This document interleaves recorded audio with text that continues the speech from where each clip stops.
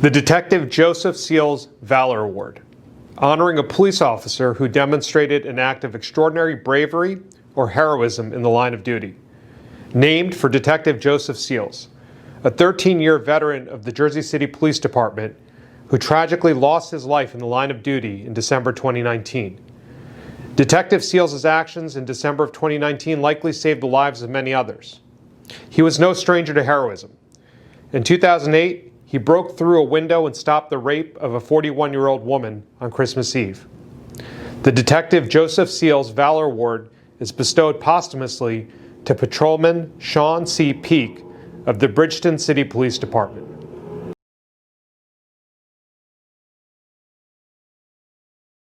It hit me hard because I spent so much time, not only with Sean on the department, but as I said, a number of years, he was one of my detectives when I was in charge of the detective bureau, and it hurt me. He always had a cheery smile. He didn't have attitude, but Sean was pretty even-keeled. He understood. He understood what the job was. He understood what the job asked. He made sacrifices both in his personal life and career, and he accepted change. It happens quite often around the country and around the state. This was a first for our police department, and Sean put his job on the line. There was someone that was committing acts of criminal mischief, burglary. Despite that, you know, the person entered the river. Sean didn't think twice about going in. It was admirable on his part to make that decision, and most people might turn around and say that why did Sean go in the water and save somebody that was doing all that damage or doing those type of crimes? But a person is a person, and we don't pick and choose. No police officer does. And I know Sean. I've known him for the length of his career, and I know he wouldn't think twice about doing something like that, and as would any of the officers here and any of the officers in the state or the country. He was a family man. I mean, every conversation I had with Sean always went back to his daughter.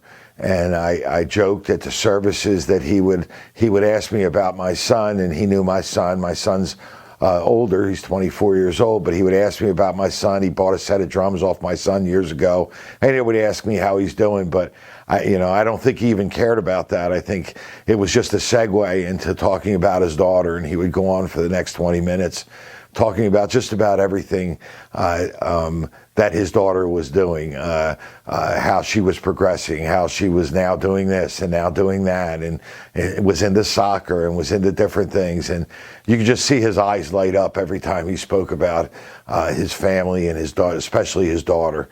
And he was a very doting father, to say the least. He was very patient. He's a very caring person. And just the way he dealt with me, I would say, is probably the best way somebody could deal with my personality. He got everything through to me. He explained everything so well, and I learned very quickly with Sean. We really didn't have a choice, and I'll always be grateful that it was him, because I think anyone else back there probably would have, given up on me or not had the patience. I still use a lot of the techniques that he used, his interview style. Anybody that knows him knew that he was, a very calm guy. He was a guy that talked to you. He was very non-threatening, and that definitely has a place in an interview room, depending on the type of case.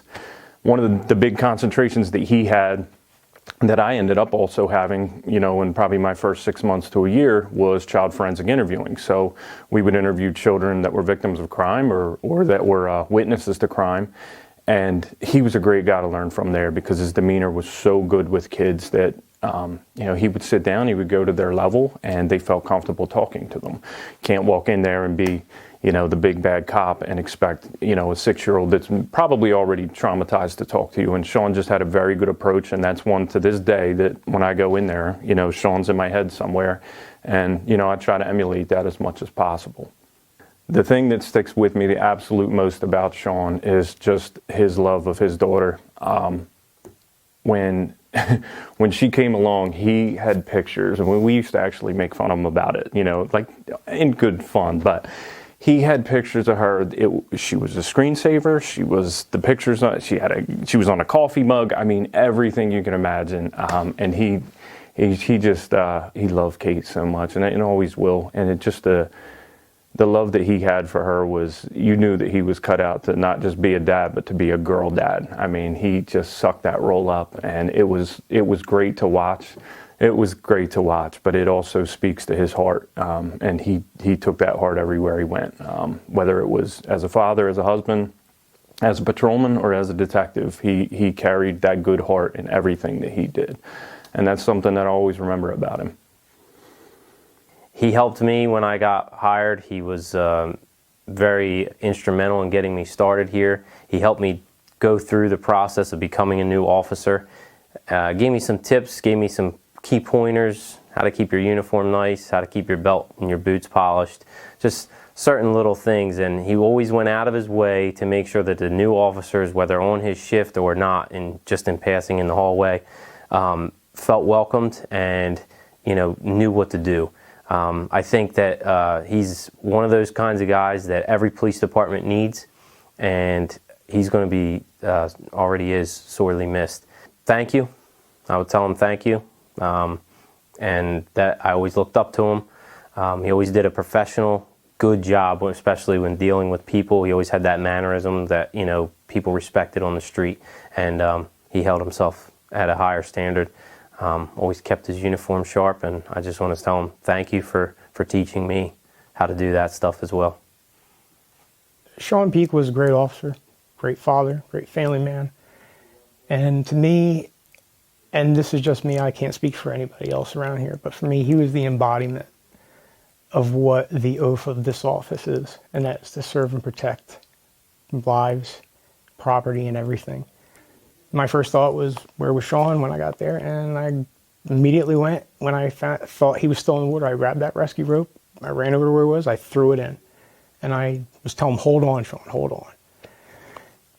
And, of course we got him out, but unfortunately the end result wasn't what we wanted. That night he showed it. He put it out there and he showed it, that how much, regardless of whatever situation or encounter, he was willing to do what he had to do for the public. And he will have my unwavering respect for what he did. And the only thing I can do to say is, I remember him every day. And I've always been that kind of guy to be like that for the public, for my fellow officer. And what he did goes beyond anything that I have done in the past in my eyes. And I think it'd be a way to honor him just to do what he did, and that is to do the job, be dedicated to the public, and make sure all of us go home at night. Here you go. I would walk in, and the first thing he would say is, Josh Thompson. He always said, Josh Thompson. He never called me Josh. He said, Josh Thompson. No tasty cakes today, no pies today. The first thing, the joke is that they think I eat nothing but junk. And of course, that was his thing. He would say, let me check your desk to see if you have any tasty cakes sitting in there. But that's his first thing. And he greeted me the same way, even until the last time I saw him. It was like, Josh Thompson. It was like he was singing, Josh Thompson. He was just that guy. Sean was just that guy. He was just that guy. He would make me laugh every day because he greeted me the same way every day. But he took his job seriously, and he's just missed. I would say Sean Peake.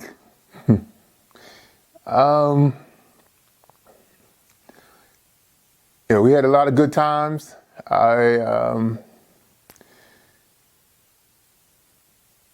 I couldn't even ask why you would go in the water because I know that's just what you would do.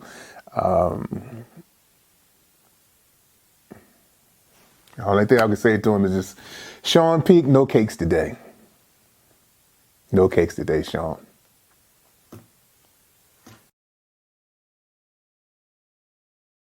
Congratulations again to all of our outstanding award recipients.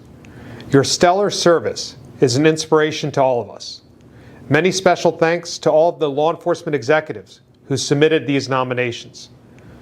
While this season is fraught with challenges, Let's hold fast to these shining star examples, that together we can make a difference, that together we can build trust, together we can improve the communities we serve. Thank you once again for joining us today. Happy holidays to all of you, and please stay safe.